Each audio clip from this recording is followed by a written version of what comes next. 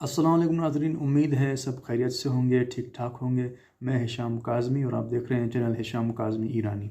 मैं चूँकि ईरान में पढ़ता हूँ यूनिवर्सिटी अल मुस्तफ़ा में, और चूँकि मैंने आपको बताया था कि मैं यहाँ पे इस्लामिक लॉज़ भी पढ़ता हूँ, इस्लामिक रूल्स भी पढ़ता हूँ। इस हवाले से मैंने चाहा कि क्यों ना आपके लिए भी कुछ दीनी मालूमात से आगाही के लिए वीडियोज़ बनाई जाएँ।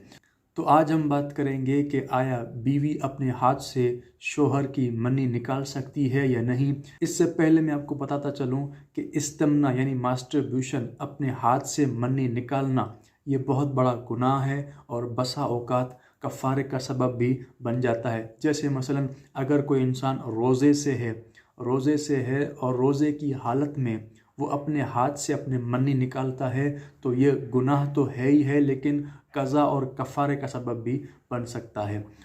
उसके अलावा सवालात होते हैं उलमा से, आया एक शख्स जो है अपने आप को गुनाह से बचाने के लिए या ज़िना से बचने के लिए अपने हाथ से ख़ुद लज़्ज़त हासिल कर सकता है, यानी मनी निकाल सकता है, मास्टरब्यूशन कर सकता है या नहीं। तो उलमा का इसमें यही होता है कि देखें, मनी अपने हाथ से निकालना बहुत बड़ा गुनाह है। तो गुनाहों से बचने का वाहिद ज़रिया नौजवानों को यही बताया जाता है कि वो शादी करें, और शादी करके ही अपने आप को गुनाहों से बचा सकते हैं।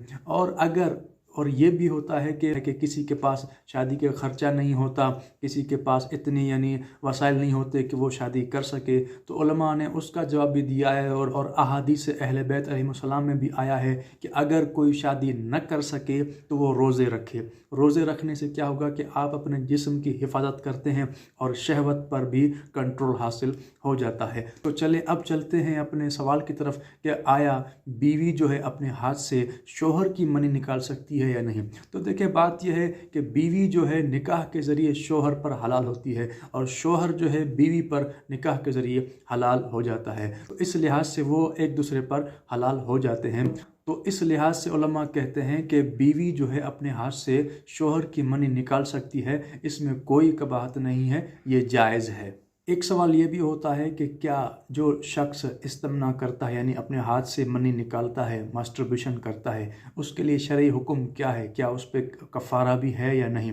तो उलमा इसका जवाब देते हैं कि देखें, इस्तिमना यानी मास्टरब्यूशन बहुत बड़ा गुनाह है, लेकिन इस पर कफ़ारा नहीं है।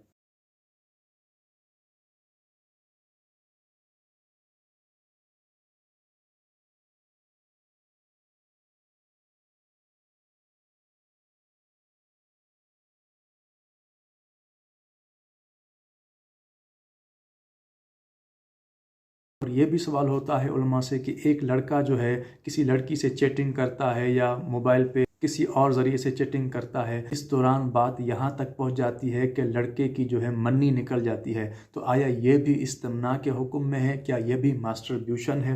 तो उलमा इसका जवाब देते हैं कि देखें, अगर जानबूझकर ऐसा काम नहीं हुआ तो इस्तिमना नहीं है, लेकिन हाँ, गुस्ल वाजिब है, यानी नमाज के लिए और इबादत के लिए आपको गुस्ल करना पड़ेगा। गुस्ल आप पर वाजिब हो जाता है, लेकिन ये इस्तिमना नहीं है अगर जानबूझकर नहीं हुआ।